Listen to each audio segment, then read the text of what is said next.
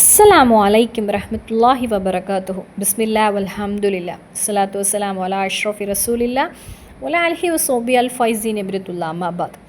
இன்னைக்குள்ள வீடியோவில் சிறு வயதிலிருந்தே நமது பிள்ளைகளுக்கு தொழுவதை கற்றுக் கொடுக்க வேண்டும். அதுதான் இன்னைக்குள்ள ரொம்ப முக்கியமான ஒரு டாபிக். அதில் முதல் பாயிண்ட், நாம் நமது பிள்ளைகளுக்கு செய்ய வேண்டியது, நமது பிள்ளைகள் கண்டிப்பாக நமது காப்பியாக இருப்பாங்க. நாம் அவர்களுக்கு கற்றுக் கொடுக்க வேண்டும் தொழுகையின் சிறப்புகளை பற்றி, தொழுகையின் நன்மைகளை பற்றி. சிறு வயதிலேயே அவர்களுக்கு நாம் அதை பழகி கொடுக்கும் பிறகு அது போக போக அவர்களுக்கு அது ஒரு சிரமமாக இருக்காது. இப்போ என்னுடைய லைஃப்லலாம் ரொம்ப லேட்டாக தான் பல விஷயங்களை நான் கற்றுக்கொண்டேன். அப்போது எனக்கு தெரியும் அது லேட் ஆகும்போது எவ்வளவு கடினமாக இருக்கும்னு. நாம் எல்லாருமே பொதுவாக நிறைய பேர் சந்தோஷம் வரும்போது அல்லது வேதனை வரும்போது தொழக்கூடியவர்களாக இருப்பாங்க. சில நேரங்களில் தொழுகையில் எந்த கவனமும் இருக்காது. அப்போது திடீர்னு நமது லைஃப்பில் தொழுகையை வழக்கமாக தொழுது வருகிறோம், சுன்னத்துகளை செய்கிறோம், நோன்பு வைப்பதெல்லாம் முதல்ல ரொம்ப கஷ்டமாக இருந்தது எனக்கு. ஆனால் இப்போ சுன்னத்து நோன்பு கூட வைப்பதற்கு நாம் தயாராகி வருகிறோம். அதை தொடர்ந்து செய்வதற்கு நம்ம ரொம்ப கஷ்டப்படுகிறோம். ஆனால் நம்ம சிறு வயதிலேயே வழக்கமாக நம்ம உணவு சாப்பிட்டு வருகிறோம், தூங்குகிறோம், குளிக்கிறோம். இந்த ஆக்டிவிட்டி எல்லாம் தொடர்ந்து நம்ம செய்யும்போது நமக்கு அது எந்த ஒரு சிரமமும் இருக்காது, அதில் எந்த ஒரு கஷ்டமும் நமக்கு இருக்காது. காரணம் வேறு ஒன்றும் இல்லை, அதை நம்ம தொடர்ந்து செய்து வருகிறோம். அதே போல தான் இருக்க வேண்டும் நமது பிரார்த்தனை என்பது. நமது பிள்ளைகளுக்கு வழக்கமாக நாம் செய்வதை பழகி கொடுக்க வேண்டும். இவர்கள் தினமும் ப்ரஷ் செய்வதைப் போல, குளிப்பதைப் போல, சாப்பிடுவதைப் போல இந்த தொழுகையும் ஒரு ஆக்டிவிட்டி அப்படி அவங்க லைஃப்பில் இருக்க வேண்டும். நாம் தொடர்ந்து ஒரு விஷயம் செய்வதை நமது பிள்ளைகள் பார்க்கும்போது அவர்களும் அதை செய்ய ஆரம்பித்து விடுவாங்க. சிறு வயதிலேயே நாம் தொடர்ந்து தொழுவதை அவர்கள் பார்க்கும்போது அவங்களுடைய லைஃப்பில் அதை இம்ப்ளிமெண்ட் பண்ண ஆரம்பிப்பாங்க, ஸ்டார்ட் பண்ணுவாங்க. நாம் செய்யாமல் இருந்து விட்டு பிள்ளைகளிடம் போய் டைம் ஆயாச்சு, பாங்கு கொடுத்தாச்சு, சீக்கிரம் போய் தொழு அப்படின்னு சொல்லும்போது அது அவர்களுக்கு கொஞ்சம் கடினமாகவும் சிரமமாகவும் தான் இருக்கும். இனி இரண்டாவது பாயிண்ட், 5 வயதிலேயே தொழுகை அவர்களுக்கு காண்பித்து கொடுக்க வேண்டும். சிறு குழந்தையிலேயே நம்ம தொழுகையை பழகி கொடுக்கும்போது நமது பிள்ளைகளுக்கு அது ஒரு கஷ்டமாகாது, ஒரு கடினமான ஒரு விஷயமாக இருக்காது. 5 வயதில் ஒரு வக்கத்து தொழுகையை நம்ம இன்ட்ரடியூஸ் பண்ண வேண்டும். அதாவது லொஹர் மட்டும் தொழுதா போதும் அப்படின்னு. 6 வயதில் லொஹரும் அசரும் அம்மாக்கு செல்லக்குட்டி தொழ வேண்டும் அப்படின்னு அன்பான முறையில் நம்ம சொல்ல வேண்டும். 7 வயதில் லொஹரும் அசரும் மஹரிப்பும் தொழ வேண்டும் அப்படின்னு கற்றுக் கொடுக்க வேண்டும். 8 வயது ஆகும்போது லொஹரும் அசரும் மஹரிப்பும் எஷாவும் தொழ வேண்டும் அப்படின்னு நம்ம சொல்ல வேண்டும். 9 வயது ஆகும்போது 5 வக்கத்தையும் தொழுவதற்கு நாம் கற்றுக் கொடுக்க வேண்டும். அப்போது 9, 10 வயது ஆகும்போது அந்த 5 வக்கத்து தொழுகையும் சரியாக தொழக்கூடிய லெவலில் அவங்க வந்து விட்டாங்க. நாம் அவர்களுக்கு கற்றுக் கொடுத்துருக்கிறோம். சிறு வயதில் ஒவ்வொரு வக்கத்து தொழுகையும் இன்ட்ரடியூஸ் செய்யும்போது போக போக அது அவர்களுக்கு ஒரு சிரமமாகாது. இப்போ பிறந்தநாள் செலிப்ரேஷன் செய்வதை விடையும், அதை செய்து கொடுப்பதை விடையும் தொழுகை என்பது நமது பிள்ளைகளுக்கு நாம் கொடுக்கக்கூடிய ஒரு பரிசாகும், ஒரு பொக்கிஷமாகும். இனி 3வது காரியம், அவ்வல் வக்கத்து தொழுவதை கற்றுக் கொடுக்க வேண்டும். அதாவது பாங்கு கொடுப்பது கேட்டால் அவர்களுடைய முதல் டியூட்டி தொழுகை, அதை அவர்களுக்கு பழகி கொடுக்க வேண்டும்.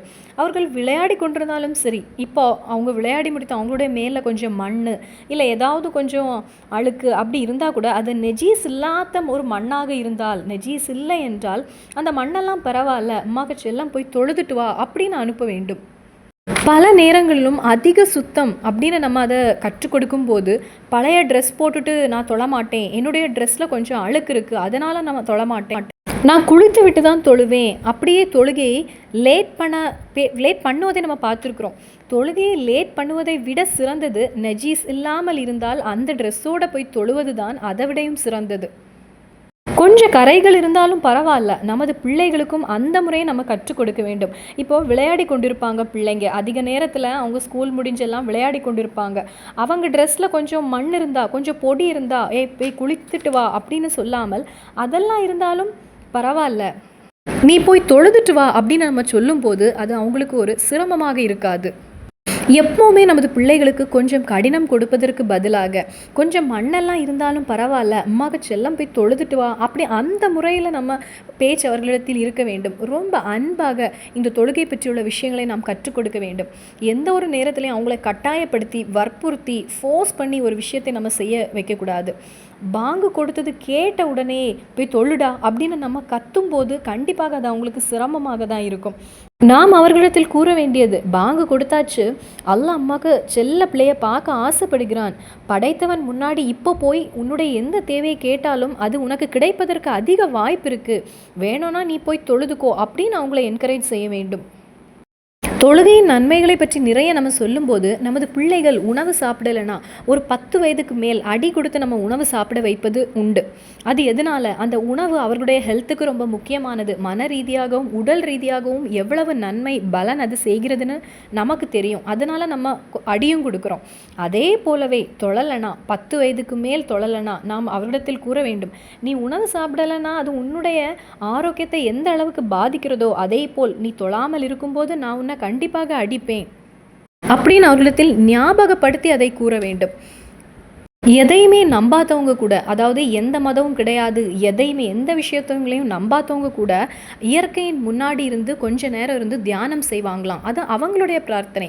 அதே போல் ஒவ்வொரு மதத்தினரும் சில மெடிடேஷன் அந்த ஒரு முறையில் அவங்க பிரார்த்தனை செய்கிறாங்க. அதே போல் இஸ்லாத்தில் நமது தொழுகை தான் நமது மெடிடேஷன். இந்த மாதிரிப்பட்ட விஷயங்களை நமது பிள்ளைகளுக்கு நாம் கற்றுக் கொடுக்க வேண்டும். துனியாவிலும் ஆகிரத்திலும் நமக்கு பயன்படுகிறது இந்த தொழுகை அப்படின்னு பிள்ளைங்களுக்கு எடுத்து நாம் புரிய வைக்க வேண்டும். அவர்கள் அதையும் கேட்கலன்னா அவர்களுக்கு சிறிது அடியும் கொடுக்கலாம். இது எதையுமே சொல்லி கொடுக்காம நீ தொழாமல் இருந்தால் அல்லாஹ் உன்னை நரகத்தில் போடுவான், தீயில போடுவான் அப்படின்னு நம்ம சொல்லி கொடுக்கும்போது அது அவர்களுக்கு ஒரு சலிப்பாகவும் ஒரு கஷ்டமானதாகவும் இருக்கும்.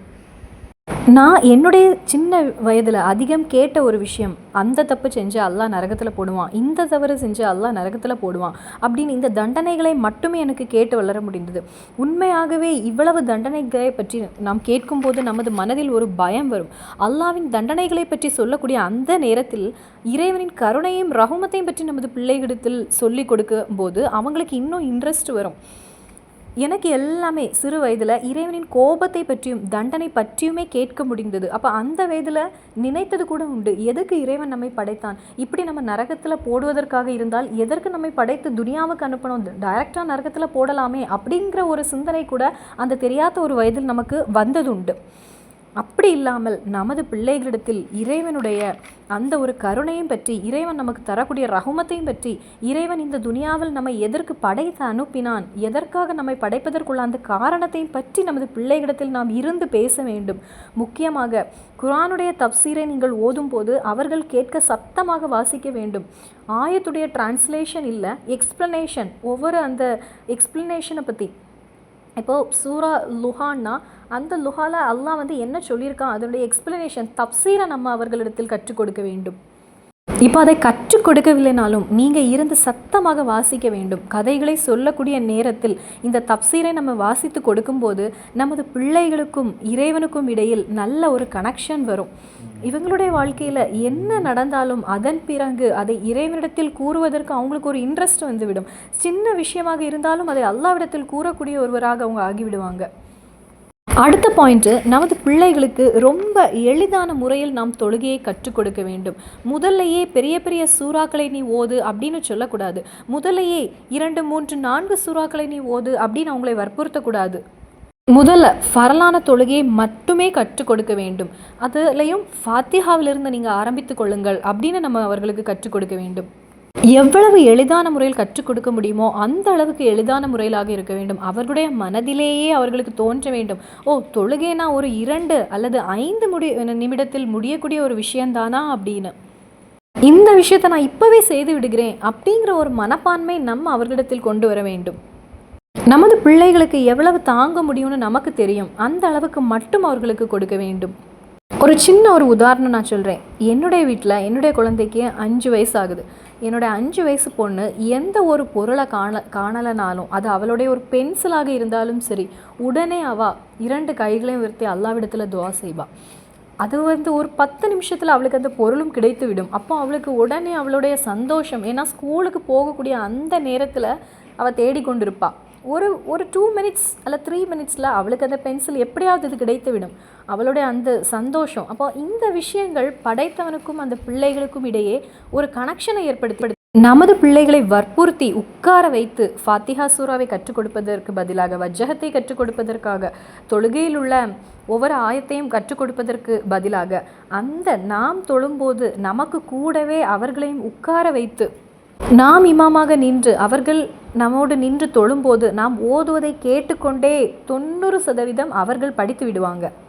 அதன் பின்பு அவர்களிடத்திலிருந்து சிறு சிறு தவறுகள் கொஞ்சம் கொஞ்சமாக சொல்லி நமக்கு அதை சரி செய்து கொள்ளலாம். அப்போ அவங்களுக்கு ரொம்ப எளிதாக இருக்கும்.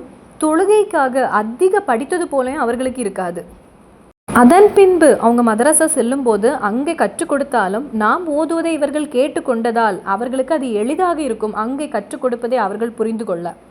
10வது பாயிண்ட்டு, நமது பிள்ளைகளுக்கு என்ன தேவையோ, ஏதாவது ஒரு கிஃப்ட் மனதில் இருக்கும், ஏதாவது ஒரு டாய் வேணும்னு இருக்கும், இல்லை அவங்க ஃப்ரெண்ட்ஸுக்கு இடையில் ஏதாவது ஒரு பிரச்சனை இருக்கும், ஏதாவது ஒரு உணவு அவங்களுக்கு புதுசாக வேணும் அப்படின்னு இருக்கும். அப்படி என்ன தேவையாக இருந்தாலும் நமது பிள்ளைகள் தொழுவதற்கு முன்னதாக ஒரு பேப்பர் எடுத்து அவர்களுடைய தேவைகளை எழுதுவதற்கு நீங்கள் அவங்களுக்கு கற்றுக் கொடுங்கள். அதன் பின்பு அவர்கள் அந்த இடத்திலேயே இருந்து அந்த தேவைகளை ரப்பிடத்தில் கேட்க சொல்லுங்கள். அப்போ அவங்களுக்கு என்னெல்லாம் தேவை நடந்தது, அந்த தேவைகளில் ஒரு டிக் போட சொல்லுங்கள், அதையெல்லாம் ட்ராக் பண்ண சொல்லுங்கள். என்னெல்லாம் தேவை அவர்களுக்கு நடந்து கிடைத்ததுன்னு அவங்களே அது உணர முடியும். அப்போ அந்த இடத்தில் அவர்களுடைய ஒவ்வொரு தேவையும் பூர்த்தி ஆகும்போது அந்த பிள்ளைகளுக்கு அந்த சந்தோஷம், படைத்தவனிடமிருந்து உள்ள ஒரு கனெக்ஷன் என்பது அதிகரிக்கும். அது கிடைக்கும் போது ரப்பிடத்தில் அவங்க அல்ஹம்துலில்லா ஷுக்குர் செய்வாங்க. அந்த ஒரு நன்றி இறைவனிடத்தில் அவங்க தெரியப்படுத்துவாங்க.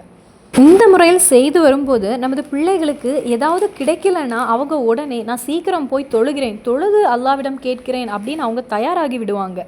நாம் மனிதர்களுக்கு சில விஷயங்கள் தான் செய்து கொடுக்க முடியும். ஆனால் ரப்புக்கு எந்த ஒரு லிமிட்டேஷனும் கிடையாது. அந்த ஒரு விஷயத்தை அவர்களுடைய மனதில் நாம் கொண்டு வர வேண்டும். இந்த விஷயங்கள் அவர்களே உணரும் போது அவங்களுடைய வாழ்க்கையில் சந்தோஷமாகவும் எளிதாகவும் தொழுகை தொழ ஆரம்பித்து விடுவாங்க.